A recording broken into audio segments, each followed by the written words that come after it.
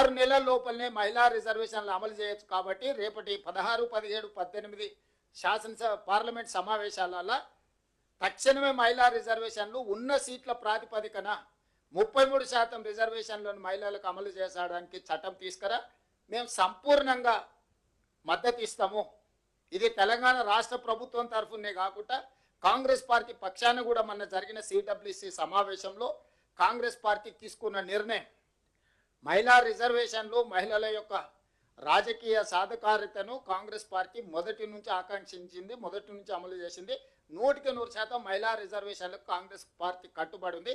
తక్షణమే అమలు చేయాల్సిందిగా నరేంద్ర మోడీ గారిని మేము డిమాండ్ చేస్తున్నాము. ఇక రెండవ అంశం సీట్ల పెంపు, నియోజకవర్గాల పునర్విభజన. ఇది అత్యంత ప్రమాదకరంగా రాజకీయ పావుగా ఈరోజు నరేంద్ర మోడీ గారు వాడుకుంటున్నారు. ఆ దానికి సంబంధించి మాకున్న అభ్యంతరాలను కానీ దక్షిణ భారతదేశంలో ఉన్న ప్రజల యొక్క అభ్యంతరాలను, అదేవిధంగా చిన్న రాష్ట్రాల యొక్క అభ్యంతరాలను ఈరోజు స్పష్టంగా నేను ప్రజలకు వివరించదలుచుకున్నా. ఈరోజు నరేంద్ర మోడీ గారు ప్రవేశపెట్టిన గతంలో నియోజకవర్గాల పునర్విభజన 3 సార్లు జరిగింది. 1957లో నియోజకవర్గాల పునర్విభజన జరిగినప్పుడు 494 సీట్లు ఉన్నాయి దేశంలో లోక్సభలో.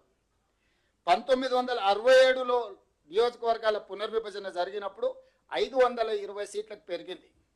అదేవిధంగా 1977లో చేసిన నియోజకవర్గాల పునర్విభజన ఇది అత్యంత కీలకమైనది. శ్రీమతి ఇందిరాగాంధీ గారు ఉన్నప్పుడు 1971 జనగణన ప్రకారము 1976లో నియోజకవర్గాల పునర్విభజన జరిగింది. పన్నులు కట్టాలి, ఢిల్లీకి వెళ్ళి సలాం పెట్టాలి. మాకు ఎలాంటి అవకాశాలు, మాకు ఎలాంటి అధికారం లేకుండా చేయడానికి ఈరోజు కుట్ర జరుగుతుంది. పన్నులు కట్టడం, సలాం కొట్టడం అనే విధానానికి మేము 100% వ్యతిరేకము. నేను నిర్దిష్టంగా చెప్పదలుచుకున్న నరేంద్ర మోడీ గారికి, మీరు చేస్తున్న కుట్ర దీర్ఘకాలంలో ఈ దేశానికి చాలా పెద్ద సమస్యగా, విపత్తుగా మారుతుంది. ఇది ఏమాత్రం మంచిది కాదు. కాబట్టి ఈరోజు మీరు అనొచ్చు, మీరు గుడ్డిగా వ్యతిరేకిస్తే మరి దీనికి పరిష్కారం ఏందని. అందుకే హైబ్రిడ్ మోడల్ నేను ప్రపోజల్ చేయదలుచుకున్నా. ఈ హైబ్రిడ్ మోడల్లో మీరు 272 సీట్లు మీరు పెంచాలని నిర్ణయించుకున్నారు కదా, అందులో 50%, 136 సీట్లు మీరు చెప్పుకుంటున్న ప్రోరేటా ప్రకారం ఇచ్చుకోండి.